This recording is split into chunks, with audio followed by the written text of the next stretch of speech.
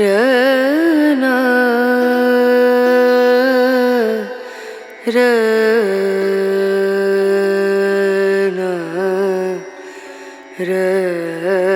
रनु रे।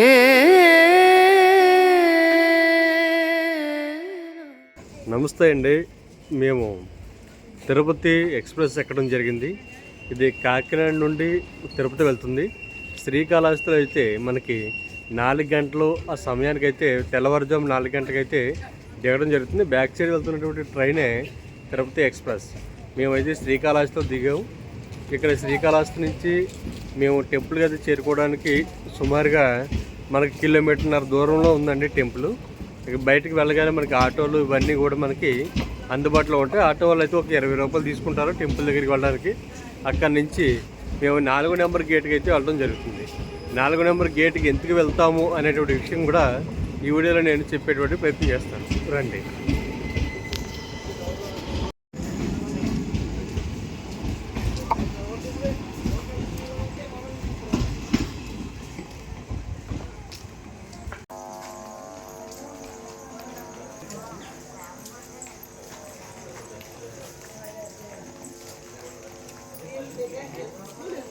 ట్రైన్ దిగిన తర్వాత రైల్వే స్టేషన్లో కూడా మనం రెడీ అవ్వడానికి కావాల్సినటువంటి అంటే బాత్రూమ్లు కానీ అదే స్నానం చేయడానికి కానీ మనకి రెస్ట్ రూమ్స్ కానీ అన్నీ కూడా ఉంటాయండి. ఇది మనకి రైల్వే స్టేషన్ బ్యాక్ సైడ్ ఉన్నటువంటి రెడీ అవ్వడానికి ఉన్నటువంటి మరుగుదొడ్లు, అదేవిధంగా స్నానం చేయడానికి కావాల్సినటువంటి రూమ్స్ కూడా ఇక్కడే రైల్వే స్టేషన్ దగ్గరే ఉన్నాయి. అంటే శ్రీకాళహస్తి రైల్వే స్టేషన్ దిగిన తర్వాత ఇక్కడ ఉన్నాయి.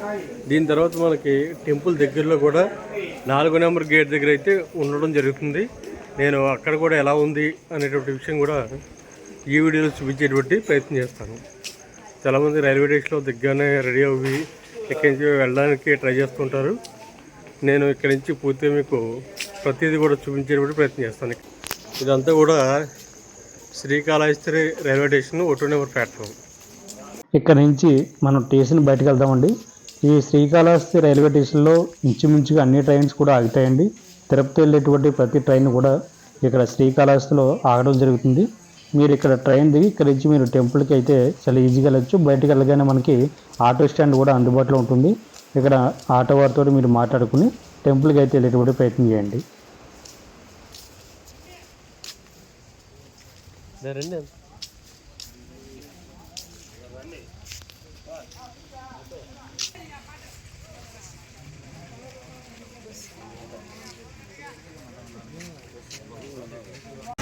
శ్రీకాళహస్తి రైల్వే స్టేషన్కి బయటకు రాగానే మనకి కనిపించేటువంటి వ్యూ పాయింట్ అండి. బయటకు వచ్చిన తర్వాత మనకి ఆటో స్టాండ్ అయితే కనిపిస్తుంటుంది. చుట్టుపక్కల అన్నీ చూడొచ్చు, ఎన్ని ఆటోలు. ఇక్కడ నుంచి ఆటో వాళ్ళు అయితే 20 రూపాయలు తీసుకోవడం జరుగుతుంది.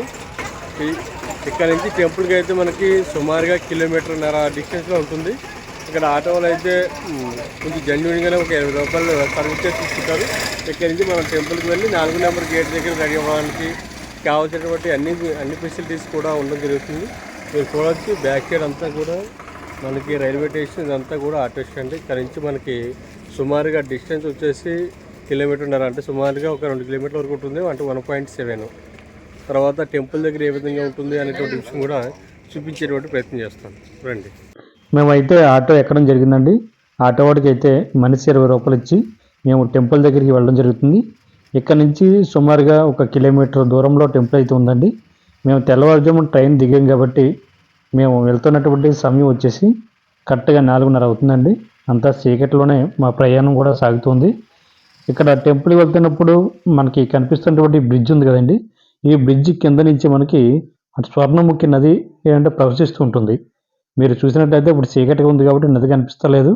నేను డే టైంలో పైనుంచి అంటే భక్తి గణప టెంపుల్కి పైకి ఎక్కినప్పుడు నేను ఏంటంటే స్వర్ణముఖి నదిని అయితే చూపించేటువంటి ప్రయత్నం చేస్తాను. ఈ స్వర్ణముఖి నది మన టెంపుల్కి పక్కనే ఉంటుందండి. చాలామంది భక్తులు ఈ స్వర్ణముఖి నదిలో కూడా స్నానాన్ని ఆచరించి స్వామివారిని అయితే దర్శించుకోవడానికి వెళ్తూ ఉంటారు. ఆటో ఎక్కాం కాబట్టి దక్షిణ గోపురం వైపుకి తీసుకెళ్ళమని చెప్పామండి. మీరు ఒకవేళ కార్లో వచ్చినా లేదా మీ ఓన్ వెహికల్లో వచ్చినా లేదా ప్రైవేట్ ట్రావెల్స్ మీద వచ్చినా కూడా ఈ 4 నెంబర్ గేట్ వైపుకి వస్తే మట్టుకి పార్కింగ్ ఏరియా కూడా మనకి బాగుంటుందండి. ఇక్కడ మీరు కార్లు అయితే పార్కింగ్ చేసుకోవచ్చు, బస్సులు పార్కింగ్ చేసుకోవచ్చు, ఆటోలు అన్నీ కూడా పార్కింగ్ చేసుకోవడానికి ఇక్కడైతే కంఫర్ట్గా ఉంటుంది మనకి. చూస్తారు కదా, మేము వచ్చేసాం ఇక్కడికి టెంపుల్ దగ్గరికి.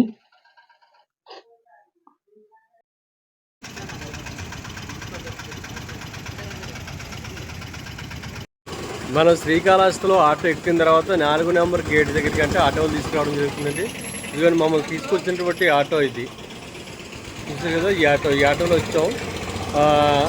మమ్మల్ని దింపినటువంటి గేట్ వచ్చేసి 4 నెంబర్ గేట్ కనిపిస్తుంది కదా, 4 నెంబర్ గేట్. ఈ 4 నెంబర్ గేట్ దగ్గర మనం రెడీ అవ్వడానికి కావాల్సినటువంటి వాష్రూమ్లు కానీ, అదేవిధంగా స్నానం చేయడానికి కానీ, తర్వాత వెయిటింగ్ రూమ్స్ కానీ, తర్వాత స్వామివారి దర్శించుకోవడానికి లోపలికి వెళ్ళడానికి కానీ, ఎంట్రన్స్ కానీ, తర్వాత నిత్య అన్నదానం కార్యక్రమం కానీ, ఇవన్నీ కూడా 4 నెంబర్ గేట్ దగ్గర మనకి అందుబాటులో ఉంటాయి. శ్రీకాళహస్తి వస్తున్నటువంటి ప్రతి ఒక్కరు కూడా తప్పనిసరిగా మీరు రెడీ అవుతే రైల్వే స్టేషన్లో రెడీ అవ్వడానికి ఉంటుంది. ఒకవేళ రైల్వే స్టేషన్లో కాదు, డైరెక్ట్గా టెంపుల్ దగ్గరే మనం రెడీ అవుదాం అనేటువంటి ఆలోచన ఉంటే మట్టుకి మీరందరూ కూడా తప్పనిసరిగా ప్రతి ఒక్కరు కూడా 4వ నెంబర్ గేట్ దగ్గరికి రావడానికి మాత్రం ప్రయత్నం చేయండి. ఎందుకంటే ఇక్కడ అన్నీ కంఫర్ట్గా ఉంటాయి. మీరు ఏంటంటే ఏ గేట్ దగ్గర దిగినా కూడా తిరిగి మళ్ళీ చుట్టూ తిరిగి ఈ 4 నెంబర్ గేట్ దగ్గర ఉన్నటువంటి ఎంట్రన్స్ పాయింట్ దగ్గరికి రావాల్సి వస్తుంది. దాని తర్వాత భక్త కన్నప్ప టెంపుల్కి కూడా మనం వెళ్ళడానికి కూడా దారి కూడా ఈ 4 నెంబర్ గేట్ దగ్గరే. నేను మొత్తం అంతా కూడా ఈ వీడియోలో చూపించేటువంటి ప్రయత్నం చేస్తాను. ఇదంతా కూడా ఎంట్రన్స్ అండి, బయట ఓపెనాలు. నైట్ ఏంటంటే పడుకుందాం అనేటువంటి ఉద్దేశం ఉన్న వాళ్ళు, ఒక రాత్రి నిద్ర చేద్దాం అనే వాళ్ళు కూడా ఇటువంటి ఓపెన్ ప్లేస్లో వాళ్ళు పడుకోవడం జరుగుతూ ఉంటుంది.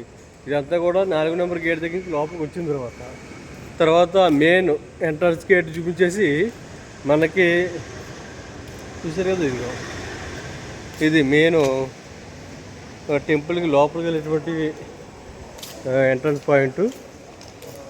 ఇక్కడ ఆటో వాళ్ళు చెప్తూ ఉంటారు, ఇంకా గేట్ ఓపెన్ చేయరండి, తర్వాత మిమ్మల్ని వేరే ప్లేస్కి తీసుకెళ్తాం, అక్కడ మీరు రెడీ అవ్వడానికి ఉంటుందని రకరకాల మాటలు చెప్పినా కూడా మీరందరూ అవేవి నమ్మొద్దండి. నేరుగా మీరు 4 నెంబర్ గేట్ దగ్గరికి తీసుకోమని చెప్పండి. 24 అవర్స్ కూడా ఈ గేట్ ఓపెన్ అయి ఉంటుంది.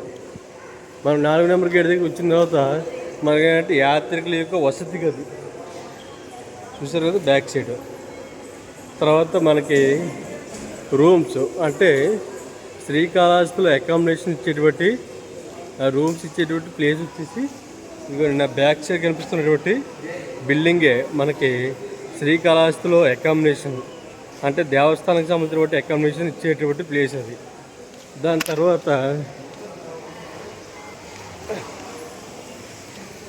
ఇంకో మనం రెడీ అవ్వడానికి కావాల్సింది చూసారు కదా, ఇది ఇక్కడ ఉన్నాయి. ఇది అంటే మగవారికి సెపరేట్గా, ఆడవారికి సెపరేట్గా కూడా మనకి ఏర్పాటు చేయడం జరిగింది. ఇక్కడ చూసారు అందరూ కూడా స్థానాలు ఆచరిస్తున్నారు భక్తులు. ఇక్కడ కనిపిస్తున్నటువంటి ప్లేస్ ఒకసారి మీరు చూసినట్లయితే నా ఎదురుగుంటా కనిపిస్తున్నటువంటి బిల్డింగ్ వచ్చేసి పరిపాలన అధికారి యొక్క బిల్డింగ్ అంటే ఈఓ గారి బిల్డింగు. ఇక్కడే మనకి అకామిడేషన్ ఇవ్వడం కూడా జరుగుతూ ఉంటుంది. అకామిడేషన్ దేవస్థానానికి సంబంధించిన అకామిడేషన్తో పాటు ఈ టెంపుల్ సరౌండింగే అకామిడేషన్ ఇచ్చేటువంటి చాలా లాడ్జ్లు కానీ హోటల్స్ కానీ అన్నీ అందుబాటులో ఉన్నాయండి. అకామిడేషన్ కోసం అయితే ఎటువంటి ఇబ్బంది పడవసరం లేదు. ఇక్కడ మగవారికి సెపరేట్గా, ఆడవారికి సెపరేట్గా కూడా మనకి బాత్రూమ్లు అదేవిధంగా రెస్ట్ రూమ్స్ అందుబాటులో ఉన్నాయి. ఒకేసారి 50 నుండి 60 మంది వరకు వెళ్ళి రెడీ అవ్వచ్చండి. చాలా నీట్గా ఉంటాయి లోపల. మరొక విషయానికి వస్తే శ్రీకాళహస్తిగా పేరు ఏ విధంగా వచ్చింది అనేటువంటి విషయానికి చెప్దాం. ఇక్కడ కనిపిస్తున్నటువంటి ఒక ఇమేజ్ చూడండి. ఇక్కడ సాక్షాత్తు పరమశివుడికి భక్తి కన్ను పెట్టేటువంటి ఒక ఇమేజ్ని అయితే ఇక్కడ వీళ్ళు ఏర్పాటు చేయడం జరిగింది 4 నెంబర్ గేట్ దగ్గర. శ్రీకాళహస్తి అనేటువంటి పేరు ఏ విధంగా వచ్చింది చూసినట్లయితే, శ్రీ అంటే మనకి సాలిపూరి కానీ, కళ అంటే పాము అని, అస్థి అంటే ఏనుగని తెలుసు. ఈ 3 మూగజీవులకి కూడా మోక్షాన్ని ప్రసాదించాడు కాబట్టి శ్రీకాళహస్తి అనేటువంటి పేరు వచ్చిందని కూడా చెప్తూ ఉంటారు. ఈ వీడియోలో నేను శ్రీకాళహస్తి గురించి చెప్పేటువంటి ప్రయత్నం చేస్తానండి. చాలామంది మిత్రులు శ్రీకాళహస్తిలో జరుగుతున్నటువంటి రాహుకేతు పూజ గురించి అడుగుతున్నారు. టికెట్ ఎంత ఉంటుందండి, ఈ పూజ ఏ విధంగా చేయించుకోవాలి, శ్రీకాళహస్తి ఏ విధంగా వెళ్ళాలి, శ్రీకాళహస్తిలో ఉండడానికి కావాల్సినటువంటి అకామిడేషన్ ఎక్కడ ఉంటుంది అనేటువంటి విషయాలన్నీ కూడా మన మిత్రులందరూ కూడా అడగడం జరుగుతుందండి. ఈ వీడియోలో నేను శ్రీకాళహస్తికి సంబంధించినటువంటి రాహుకేతు పూజ గురించి పూర్తిగా చెప్పేటువంటి ప్రయత్నం చేస్తాను. మనకి ఉన్నటువంటి పంచభూత లింగాలలో ఒకటైనటువంటి వాయులింగం ఉన్నటువంటి ప్రదేశమే శ్రీకాళహస్తి. శ్రీకాళహస్తిలో సాక్షాత్తు పరమశివుడు శ్రీకాళహస్తీశ్వరుడిగా కొలువై ఉండగా అమ్మవారు జ్ఞాన ప్రచురణంబగా భక్తులకి దర్శనం ఇవ్వడం జరుగుతూ ఉంటుంది. శ్రీకాళహస్తిలో ఉన్నటువంటి శివలింగాన్ని ప్రాణం ఉన్నటువంటి శివలింగంగా కూడా పిలుస్తూ ఉంటారు.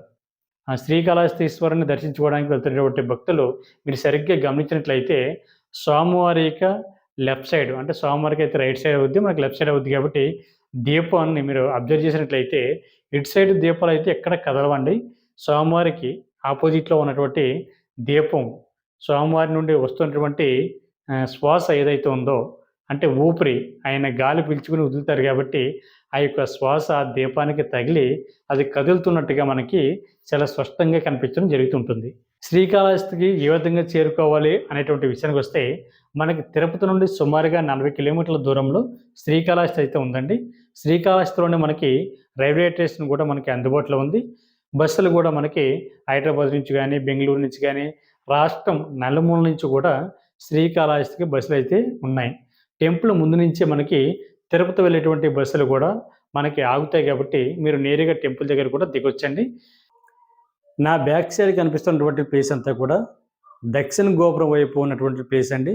ఒకసారి మీరు చూసినట్లయితే చాలా క్లియర్గా మనం స్నానం చేసి రెడీ అయిన తర్వాత మనం కూడా తీసుకొచ్చుకున్నటువంటి లగేజ్ ఏదైతే ఉందో ఇక్కడ దేవస్థానానికి లోపలికి వెళ్తున్నప్పుడే రైట్ సైడ్ అయితే లగేజ్ కౌంటర్ ఉంది కాబట్టి లగేజ్ కౌంటర్లో మీ యొక్క బ్యాగ్ని జమ చేసి వాళ్ళకి ఇచ్చి డిపాజిట్ చేసి మన మొబైల్ కూడా అక్కడ ఇచ్చేయండి. ఎందుకంటే లోపలికి టెంపుల్ లోపలికి మొబైల్ని అనుమతించరు కాబట్టి మొబైల్ కూడా ఇక్కడ ఇచ్చేసి మీరు పూజ చేయించుకునేటువంటి ప్రయత్నం చేయండి. అంతేకాకుండా ఒకసారి ఈ ప్లేస్ని చూసినట్లయితే ఆన్లైన్లో ఎవరైతే రాహుకేతు పూజకి సంబంధించిన బట్టి టికెట్ బుక్ చేసుకున్నారో వాళ్ళకి సంబంధించిన బట్టి పూజా సామాగ్రి వచ్చేసి మనకి లెఫ్ట్ సైడ్ కనిపిస్తున్నటువంటి పిఆర్ఓ ఆఫీస్ దగ్గర వాళ్ళకి సంబంధించిన బట్టి పూజ కిట్ అయితే ఇవ్వడం జరుగుతుందండి. ఆ పూజ కిట్ తీసుకుని మనం అయితే లోపలికి దేవస్థానం లోపలికి వెళ్ళొచ్చు. మీరు ఇక్కడ మరొక విషయాన్ని చూసినట్లయితే మనకి లెఫ్ట్ సైడ్ నిత్యాన్నదాన కార్యక్రమం కూడా ఉందండి.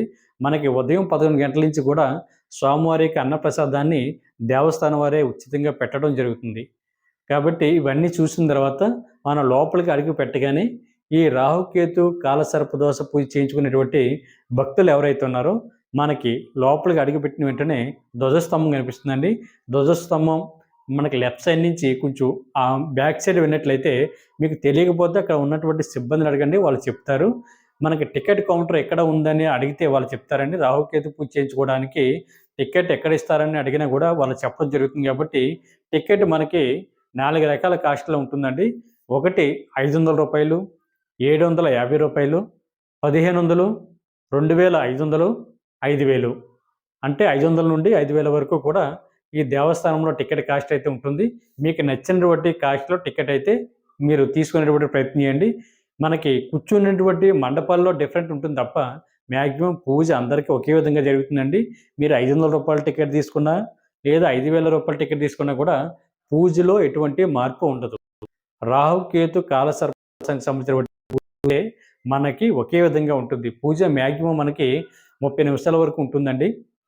మనం టికెట్ తీసుకున్నప్పుడు చాలామంది మిత్రులు అయితే అడుగుతున్నారు, సార్ పూజ సామాగ్రిని ఇంటి దగ్గర నుంచి పట్టుకెళ్ళాలా లేకపోతే గుడి దగ్గరే మనకి పూజా సామాగ్రి అందుబాటులో ఉంటుందా అని అడుగుతున్నారండి. మనం ఎటువంటి పూజా సామాగ్రి కానీ ఎటువంటి కొబ్బరికాయ కూడా లోపలికి పట్టుకుని వెళ్ళనవసరం లేదు. ఎందుకంటే మనం కొనుక్కుంటున్నటువంటి టికెట్లోనే మనకైతే వాళ్ళు ఒక కిట్ అయితే ఇవ్వడం జరుగుతుంది. ఆ కిట్లో మనకి ఒక కొబ్బరికాయ, కొన్ని పువ్వులు, పసుపు, కుంకుమ, రాహుకేతు యొక్క వెండి విగ్రహాలు, నల్ల వస్త్రం, అదేవిధంగా ఎరుపు రంగు వస్త్రం కూడా ఇస్తారు. దాంతోపాటు ధాన్యం కూడా వాళ్ళు ఇవ్వడం జరుగుతుంది. కాబట్టి పూజ కిట్ కూడా వాళ్ళే ఇవ్వడం జరుగుతుంది. కాబట్టి ఒక సంచితోటి మీరు తీసుకున్నటువంటి టికెట్ ఏదైతే ఉందో దానికి సంబంధించినటువంటి మండపాలు ఉంటాయండి. ఆ మండపాల్లోకి వచ్చి మీరు పూజలు అయితే కూర్చోవచ్చు. శ్రీకాళహస్తి దేవస్థానంలో పూజ అయితే మనకి ఉదయం 6 గంటల నుండి సాయంత్రం 6:30 వరకు ప్రతిరోజు కూడా జరుగుతూ ఉంటుందండి. ఈ దేవస్థానం అయితే మనకి తెల్లవారుజాము 5 గంటల నుంచి కూడా దేవస్థానం అయితే ఓపెన్ అయి ఉంటుంది. నైటు 9:30 వరకు కూడా దేవస్థానాన్ని ఓపెన్ అయి ఉంటుంది. 9:30 తర్వాత టెంపుల్ అయితే క్లోజ్ చేయడం జరుగుతుంది. కాబట్టి మిత్రులందరూ కూడా ఈ విషయాన్ని గుర్తుపెట్టుకోండి. శ్రీకాళహస్తిలో రాహుకేతు పూజ మాత్రం 365 రోజులు కూడా జరుగుతుందండి. చాలామంది మిత్రులు అయితే అడుగుతున్నారు, సార్ రాహుకేతు పూజ చేయించుకోవడానికి మంచి రోజు ఎప్పుడు, మంచి సమయం ఎప్పుడని కూడా అడుగుతున్నారండి. మనకి సాధారణంగా రాహుకేతు పూజ అన్నది అమావాస్య రోజున, తర్వాత రాహుకాలం ఉన్నటువంటి సమయంలో చేయించుకుంటారు. కొంతమంది మంగళవారం, ఆదివారం రాహుకాలం సమయంలో చేయించుకోవడం జరుగుతుంది. తర్వాత సూర్యగ్రహణం కానీ, చంద్రగ్రహణం కానీ ఉన్నటువంటి సమయంలో, తర్వాత రాహుకేతు యొక్క గ్రహాలు తిరుగుతున్నటువంటి సమయంలో కూడా ఈ రాహుకేతుకి సంబంధించినటువంటి పూజ ఎక్కువ ఫలితం ఉంటుందని కూడా చెప్పడం జరిగింది. కాబట్టి మీకు ఎటువంటి డౌట్ ఉన్నా కూడా ఈ దేవస్థానానికి సంబంధించినటువంటి సిబ్బందిని కానీ, లేదా ఇక్కడ ఉన్నటువంటి పండితులు కూడా అడిగితే వాళ్ళు చాలా ఓర్పుతోటి మీకు ఆన్సర్ చెప్పేటువంటి ప్రయత్నం చేస్తారండి. ఈ పూజకి వెళ్తున్నటువంటి భక్తులు ఎవరైతే ఉన్నారో మీరు ముఖ్యంగా ఒక 4 విషయాలు అయితే గుర్తుపెట్టుకునేటువంటి ప్రయత్నం చేయండి. మనకు ప్రధానంగా మీ యొక్క పూర్తి పేరు, మీ యొక్క జన్మరాశి, మీ యొక్క గోత్రం, మీ యొక్క ఈ జన్మ నక్షత్రం, ఈ 4 కూడా గుర్తుపెట్టుకుని పూజకి వెళ్ళేటువంటి ప్రయత్నం చేయండి. ఎందుకంటే పూజ చేసేటువంటి సమయంలో పండితులు సంకల్పం చెప్పేటువంటి సమయంలో మనకి ఇవన్నీ కూడా చెప్పుకోమని కూడా వాళ్ళు చెప్పడం జరుగుతుంది. కాబట్టి ఆ సమయంలో మీరు కంగారు పడకుండా ఉండడానికి ముందుగానే ఇవన్నీ కూడా ప్రిపేర్ చేసుకుని మీరు పూజకి వెళ్ళేటువంటి ప్రయత్నం చేయండి. పూజ ఏ విధంగా చేయాలి అనేటువంటి కంగారు మాత్రం ఎట్టి పరిస్థితుల్లో మీరు పడవద్దండి. ఎందుకంటే పూజ ఏ విధంగా చేయాలి, కొబ్బరికాయ ఎప్పుడు కొట్టాలి, నల్ల వస్త్రం ఎక్కడ పెట్టాలి, ఎరుపు రంగు వస్త్రం ఎక్కడ పెట్టాలి, ధాన్యం ఎప్పుడు వేయాలి, వెండి నాణాలు ఏ విధంగా పెట్టాలి, తమలపాకులు ఎక్కడ ఉంచాలి, పువ్వులు ఎప్పుడు వేయాలి, పసుపు కుంకుమ ఎప్పుడు జల్లాలి అనేటువంటి అన్ని విషయాలు కూడా పూజ చేయించేటప్పుడు అక్కడ ఉన్నటువంటి పండితులు కానీ, లేదా దేవస్థానానికి సంబంధించినటువంటి సిబ్బంది కానీ మనకి పూజలో వాళ్ళు చాలా సపోర్ట్గా ఉంటారండి. దగ్గరుండి కూడా వాళ్ళ పూజ చేయించడం జరుగుతుంది. మీరు పూజ విషయంలో ఎటువంటి ఇబ్బంది కానీ పడనవసరం లేదు. ఎందుకంటే పూజ చేసేటువంటి సమయంలోనే పండితులు మనకి పూజకు సంబంధించినటువంటి అలంకరణ అంతా కూడా వాళ్ళు చెప్పడం జరుగుతుంది. మీరు ఎట్టి పరిస్థితుల్లో కూడా కంగారు పడవసరం లేదు. భార్యాభర్తలు ఇద్దరు అయితే ఒక టికెట్ మీద వెళ్ళి పూజ అయితే చేయించుకోవచ్చు. చేయించుకున్న తర్వాత ఈ రాహుకేతు కాలసర్పదోషానికి సంబంధించినటువంటి పూజ అయితే ఇందులో ప్రధానంగా 10 రకాల పూజలు అయితే కవర్ అవుతూ ఉంటాయండి. ఒకటి ప్రధానంగా మనకి సంతానం లేని వారికి సంతానం కలగాలని కూడా ఈ పూజ చేయించుకుంటూ ఉంటారు. రెండో వారు వచ్చేసి ఇంకెవరికైతే పెళ్లి ఆలస్యం అవుతుందో పెళ్లి తొందరగా జరగాలని కూడా కుజదోషం కారణంగా పెళ్లి కొంతమందికి లేట్ అవుతుంటుంది. ఈ కుజదోషానికి సంబంధించినటువంటి రాహుకేతు పూజ చేయించుకుంటూ ఉంటారు పెళ్లి తొందరగా జరగాలని. దాంతోపాటు మనకి విద్య, ఉద్యోగం, ఐశ్వర్యం, వ్యాపారం, ఇదే విధంగా మనకి కుటుంబంలో వస్తున్నటువంటి చిన్న చిన్న ఇబ్బందులు తొలగిపోవడానికి, రాజకీయంగా కూడా చాలామంది ఈ రాహుకేతు కాలసర్పదోషానికి సంబంధించినటువంటి పూజ అయితే చేయించుకోవడం జరుగుతుంది. కాబట్టి ఈ పూజలో మనకు ప్రధానంగా 10 రకాల పూజలు అయితే కవర్ అవుతాయండి. మీరు పూజ చేసుకున్నటువంటి సమయంలో ఏ రకమైనటువంటి పూజ చేయించుకుంటారు అనేటువంటి విషయం కూడా పండితులు అడగడం జరుగుతుంది. మీరు ఆ సమయంలో మీరు ఏ పూజకు చేయించుకుందాం అనేటువంటి ఆలోచన ఉంటే ఆ టైంలో ఏ సంకల్పాన్ని మీరు చెప్పుకోండి. మీకు సంతానం కావాలితే సంతానం అని చెప్పుకోండి, విద్య కావాలితే విద్యని చెప్పుకోండి, పెళ్లి తొందరగా జరగాలని కోరుకుంటే పెళ్లి తొందరగా జరగాలని, ఇటువంటిది అన్నీ కూడా మీరు చెప్పుకోండి. ఎందుకంటే అక్కడ పండితులు మనకి చాలా క్లియర్గా చెప్పడం జరుగుతుంది. కాబట్టి మీరు ఎటువంటి ఇబ్బంది కానీ కంగారు కానీ పడనవసరం లేదండి. పూజ అవుతున్నప్పుడు ప్రతి ఒక్కరు కూడా ఒక విషయం గుర్తుపెట్టుకోండి. వెండి విగ్రహాలు ఏవైతే ఉన్నాయో ఆ ఎండి విగ్రహాలని పూజ అనంతరం కూడా ఇంటికి తీసుకురాకుండా స్వామివారి యొక్క ప్రధాన ఆలయం ఏదైతే ఉందో, అంటే శ్రీకాళహస్తీశ్వరుడు యొక్క ప్రధాన ఆలయంలో ఉండీలు ఉంటాయండి. ఉండీలో మనకి 3 సార్లు ఇలా తిప్పుకొని ఉండీలో అయితే మనం చూడకుండా వేయాలి. దాని తర్వాత పూజ అనంతరం కూడా మీకు తోసినంత అమౌంట్, అంటే ₹101 కానీ, ₹116 కానీ, ₹51 కానీ, లేదా కొద్దిగా చిల్లర ఎంత ఉంటే అంత అక్కడ ఉండీలో వేసేటువంటి ప్రయత్నం చేయండి. ఎందుకంటే పండితులు ఆల్రెడీ చెప్తారు మనకి ఎండింగ్లోని, అక్కడ చేయండి. దాని తర్వాత చాలామంది మిత్రులు చేస్తున్నటువంటి అతిపెద్ద పొరపాటు, అదేవిధంగా కొంతమంది యొక్క దళారుల మాటలు నమ్మి మోసపోవడం జరుగుతుందండి ఇక్కడ. ఎందుకంటే పూజ అయిపోయిన తర్వాత వాళ్ళ ఒంటి మీద ఉన్నటువంటి కొన్ని విలువైనటువంటి వస్త్రాలు, అంటే చాలామంది పూజ అంటే పట్టు వస్త్రాలు కానీ, కొన్ని విలువైనటువంటి కాస్ట్లీ దుస్తులు వాళ్ళు వేసుకుని పూజ అయితే చేయించుకోవడం జరుగుతుంది. ఇది చూసినటువంటి కొంతమంది దళారులు ఏం చేస్తున్నారంటే పూజ అయిపోయిన తర్వాత మీ ఒంటి మీద ఉన్నటువంటి ఈ వస్త్రాలను విడిచిపెట్టి వేరొక వస్త్రాలను వేసుకుని మీరు ఇంటికి వెళ్ళాలని కూడా చెప్తున్నారండి. మీరు అటువంటి మాటలు ఏది కూడా నమ్మొద్దు. మీకు ఎటువంటి డౌట్ ఉన్నా కూడా అక్కడ ఉన్నటువంటి సిబ్బంది ఎవరైతే ఉన్నారో, లేదా అక్కడ ఉన్నటువంటి పండితులు ఎవరైతే ఉన్నారో వాళ్ళ యొక్క ఒపీనియన్ తీసుకోండి, వాళ్ళని అడగండి. వాళ్ళు చాలా వివరంగా చెప్పడం జరుగుతుంది. కొంతమంది దళారులు ఏం చేస్తున్నారంటే మీరు పూజలోకి పట్టు వస్త్రాలు కొంతమంది వేసుకుని వెళ్ళడం, లేదా విలువైనటువంటి వస్త్రాలు వేసుకుని పూజలో కూర్చోవడం జరుగుతుందండి. పూజ అనంతరం కూడా ఈ విలువైనటువంటి వస్త్రాలు చూసినటువంటి దళారులు ఏం చేస్తున్నారంటే ఆ యొక్క వస్త్రాల్ని వాళ్ళు ఏంటంటే కాసేయడానికి, నొక్కేయడానికి, దొబ్బేయడానికి రకరకాల పదాలనుకోండి. ఏదైతేనో వాళ్ళని మోసం చేసి ఆ వస్త్రాలను అక్కడ టెంపుల్‌లో విడిచిపెట్టిన తర్వాత వస్త్రాలను బాగా ఉతికి, ఇస్త్రీ చేసుకొని దాన్ని వేరే విధంగా అమ్ముకోవడం జరుగుతుందండి. ఇటువంటి మాయ మాటలు మీరు నమ్మొద్దు. ఎవరి మాయలో కూడా మీరు పడొద్దండి. మీరు పూజ అనంతరం కూడా మీరు స్నానం చేసిన తర్వాత తడి బట్టలు కానీ, లేదా పూజ అనంతరం కూడా మీ ఒంటి మీద ఉన్నటువంటి వస్త్రాలను కానీ ఏది కూడా దేవస్థానంలో విడిచిపెట్టి ప్రయత్నం చేయొద్దు. అంతేకాకుండా పూజ చేయించుకునేటువంటి మిత్రులు ఎవరైతే ఉన్నారో మీరు చాలామంది మిత్రులు అడుగుతున్నారు నాన్ వెజ్ తినకూడదంటే కదండి అని. నాన్ వెజ్ అంటే మనకి పూజ ముందు రోజు, పూజ చేయించుకునేటువంటి రోజు, పూజ తర్వాత రోజు కూడా నాన్ వెజ్ తినొద్దని పండితులు అయితే చెప్తూ ఉంటారండి. మీరు ఈ యొక్క విషయాన్ని గుర్తుపెట్టుకోండి. అదేవిధంగా పూజ అనంతరం కూడా దగ్గరలో ఉన్నటువంటి ఏమన్నా పుణ్యక్షేత్రాలని మీరు చూద్దాం అనేటువంటి ఆలోచన ఉంటే చూడండి. ఎందుకంటే పండితులు కూడా అటువంటి దోషం ఏమీ లేదని కూడా చెప్తున్నారు. దాని తర్వాత మీరు మట్టికి పూజ అయిపోయిన తర్వాత నేరుగా మీ ఇంటికే వచ్చేటువంటి ప్రయత్నం చేయండి. మధ్యలో దారిలో కానీ మీకు బంధుమిత్రులు ఎవరున్నా కూడా వాళ్ళ ఇంటికి మాత్రం ఎట్టి పరిస్థితిలోనే వెళ్ళొద్దండి. ఎందుకంటే పూజా ఫలితం మీకు పూర్తిగా రావాలంటే పూజ అనంతరం కూడా మీరు నేరుగా మీకు ఉన్నటువంటి ఇంటికి వచ్చినట్లయితేనే పూజా ఫలితం మీకు పూర్తిగా కలుగుతుందని కూడా పండితులు అయితే చెప్పడం జరుగుతుంది. కాబట్టి మీకు ఎటువంటి డౌట్ ఉన్నా కూడా అక్కడ దేవస్థానం వారిని అడగండి, వాళ్ళు ఖచ్చితంగా చెప్తారు. ఎటువంటి ఇబ్బంది ఉండదు. దాని తర్వాత మనకి ఈ పూజ అంతా అయిపోయిన తర్వాత స్వామివారి యొక్క దర్శనానికి వెళ్తున్నప్పుడే మనకి లెఫ్ట్ సైడ్ మనకి పాతాళ గణపతి యొక్క విగ్రహం ఉంటుందండి. పాతాళ గణపతి అంటే వినాయకుడి యొక్క విగ్రహం కింద డౌన్లో ఉంటుంది బాగానే. అంటే ఒకరు వెళ్ళిన తర్వాత మరొకరు రావాలి, ఎందుకంటే అంత ఇరుగ్గా ఉంటుంది. చిన్న అంటే ఇండో లాంటిది ఒక ఓల్ ఉంటుంది. ఆ ఓల్ నుంచి మనం తొంగు చూస్తూ కిందకి వెళ్ళాలి. ఒక 10 మంది వెళ్ళిన తర్వాత ఆ 10 మంది మళ్ళీ బ్యాక్ వచ్చిన తర్వాత మరొక 10 మంది వెళ్ళాలండి. ఖచ్చితంగా శ్రీకాళహస్తి వెళ్ళిన వారు ప్రతి ఒక్కరు కూడా పాతాళ గణపతిని దర్శించుకున్న తర్వాత శ్రీకాళహస్తీశ్వరుని దర్శించుకోండి. దాని తర్వాత అమ్మవారిని జ్ఞాన ప్రసన్నమ్మను కూడా దర్శించుకోండి. దాని తర్వాత మనకి దేవస్థానంలోనే మనకి దక్షిణమూర్తి యొక్క స్వామివారు కూడా మనకి దర్శనానికి వెళ్తున్నప్పుడు మార్గం మధ్యలోనే మనకి కనిపిస్తూ ఉంటారు. దక్షిణమూర్తి స్వామివారిని కూడా దర్శించుకునేటువంటి ప్రయత్నం చేయండి. ఎందుకంటే నేను చెప్పినటువంటి నలుగురు దేవతలు కూడా 4 దిక్కులు చూస్తూ ఉన్నారండి. ఇక్కడ మనకి ఉత్తరం వైపు, దక్షిణ వైపు, తూర్పు వైపు, పడమర వైపు కూడా వీళ్ళు అభిముఖులై ఉన్నారు. కాబట్టి ఈ క్షేత్రానికి అతి శక్తివంతమైనటువంటి మహాపుణ్యక్షేత్రంగా కూడా చెప్తూ ఉంటారు. కాబట్టి మిత్రులు ఈ విషయాన్ని కూడా ఎక్కడా మర్చిపోవద్దు. పూజ అంతా అయిపోయిన తర్వాత స్వామివారిని దర్శించుకున్న తర్వాత మనం కొంచెం బయటకు వచ్చినట్లయితే భక్తి కన్నప్ప టెంపుల్ ఉందండి. దక్షిణ గోపురం వైపు అంటే 4 నెంబర్ గేటు వైపు రైట్ సైడ్ కొండపైన భక్తి కన్నప్ప అయితే ఉండడం జరిగింది.